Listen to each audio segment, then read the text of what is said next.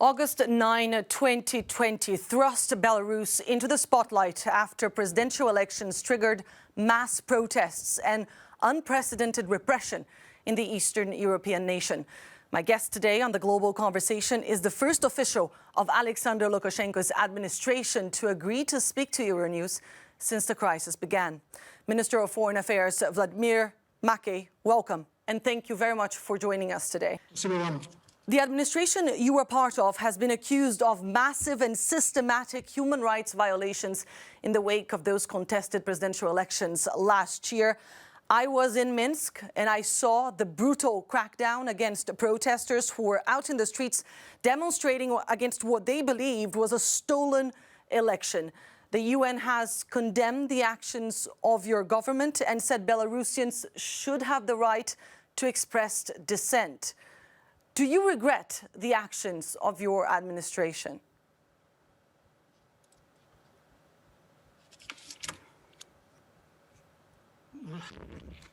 Вы знаете, вся проблема состоит в том, что the whole problem is that you and I have different views on what happened in Belarus last August. And unfortunately, today, the mutual accusations have gone so far that there's no turning back. Зашли так далеко, что мы не можем отыграть, как говорится, обратно. We see the events of the last year from absolutely different points of view. Прошлого года абсолютно с иной точки зрения. Да, возможно, власть иногда действовала и... Yes, maybe the authorities sometimes acted in an excessive way, but that was an adequate reaction to all the non-peaceful, violent protests that took place in Belarus last year after the presidential elections. По сути, в прошлом году, после президентских выборов, была попытка... In fact, there was an attempt at a coup d'etat. Therefore, the actions of law enforcement agencies and authorities were absolutely adequate and necessary. The fate of the country was at stake. And if the choice was the fate of the country or these things that you are talking about, including human rights, I am convinced that the government of any country would have chosen maintaining independence of statehood and sovereignty. And that is exactly what the Belarusian authorities did. Сохранение независимости, государственности и суверенитета своей страны. Именно так поступили и власти Беларуси. But have you chosen sovereignty over your own people? I mean, some 30,000 people have been detained since the start of this crisis. Hundreds remain behind bars today. The UN has called for the immediate release of all political prisoners in your country. And yet people continue taking to the streets, albeit in smaller numbers. This opposition movement is not going to go away, is it? What is your plan out of this crisis? Today, the situation in Belarus is absolutely normal. It has stabilized and normalized, and there are no protests that you mention. Что касается тех лиц, которые были задержаны в свое время, то должен вас заверить, что они были задержаны. As to those individuals that were detained in the past, I must assure you that they were detained for specific crimes and rights violations. For example, I don't think that in European Union countries, these crimes of terrorism would be evaluated differently. We had 8 cases of terrorism linked to arson attacks against buildings, car bombings, and so on. There have been 10 cases of blockades of railway tracks and a huge number of road blockades. Do you think this is all politically motivated? Or is it clearly related to violations of specific legislation of the Republic of Belarus, such as attacks on police officers and threatening family members of civil servants and law enforcement officers, including their children? All this is subject to criminal punishment in our country as well. We also act in the same way in Belarus. So it's not a question of someone being unreasonably detained.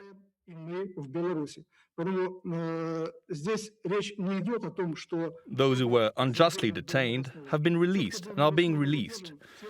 As for the detainees, they are on trial and will be punished in accordance with the laws of the Republic of Belarus.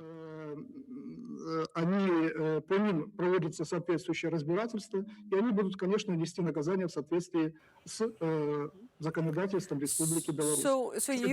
I'm really sorry to interrupt you, sir, but are you saying that Katsiarina Andreeva and Daria Shultsova, the two journalists sentenced to 2 years in prison for doing their job, 17-year-old Mikita Zalataru, Maria Kolesnikova, Viktor Babarika and his son, Eduard Babarika, Yuri Syarhe, Kirill Kaze, Ivan Tsakala, the list goes on and on. Are you saying that all these people are in jail because they should be there and not for political reasons? I don't represent judicial power or the investigation committee, but the Ministry of Foreign Affairs, so I can't speak about each specific case. We can send you the relevant information confirming violations of the law by these particular individuals in each particular case.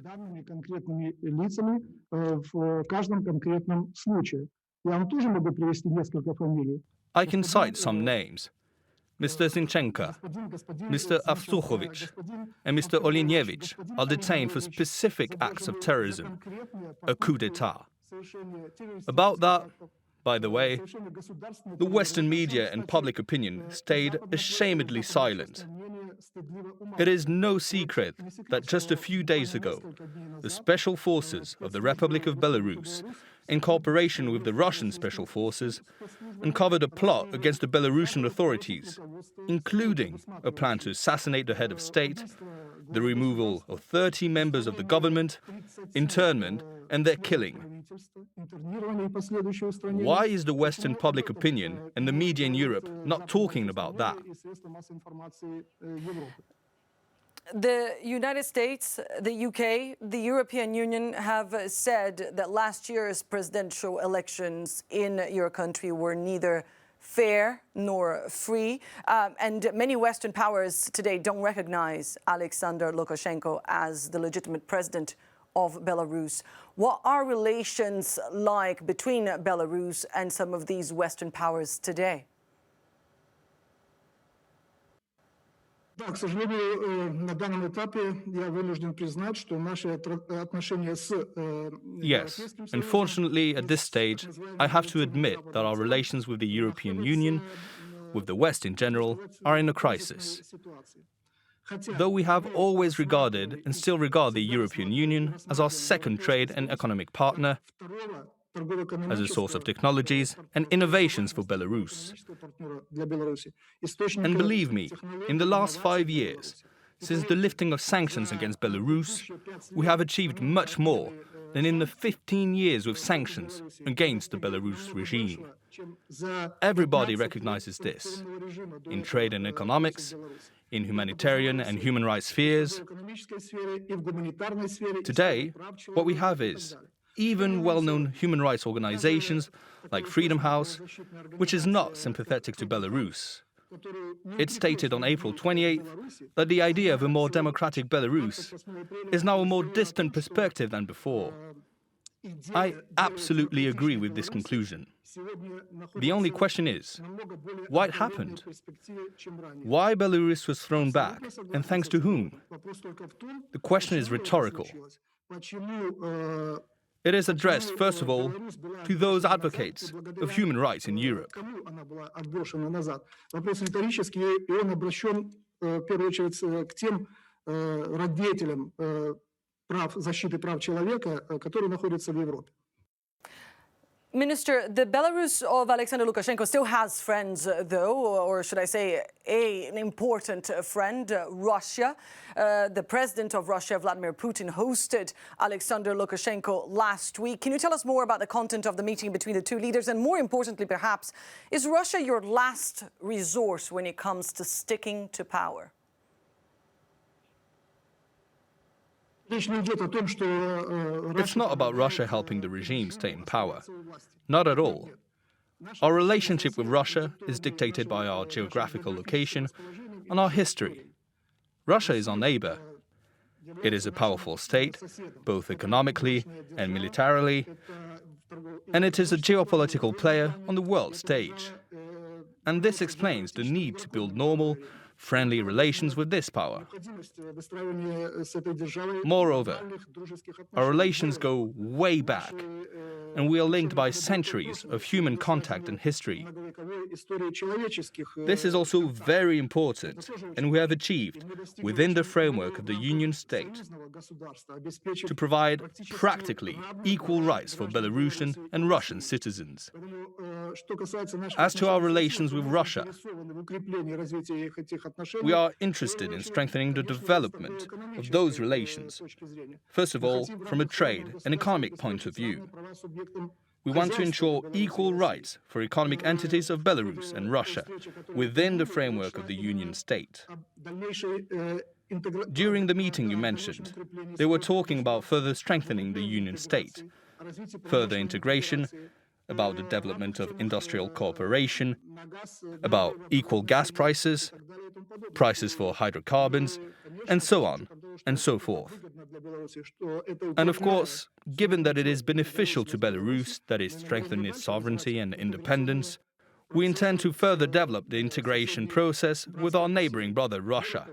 Moreover, I should tell you, unambiguously, that the sanctions the European Union and other Western countries are applying against Belarus only contribute to the further development and strengthening of the integration processes on a bilateral basis, and not only on a bilateral basis, but also on a multilateral basis in the whole post-Soviet area. I have one final question. Sorry to interrupt you. Very briefly, what is your plan going forward in terms of restoring the trust of your people? Do you have a message today to the people of Belarus?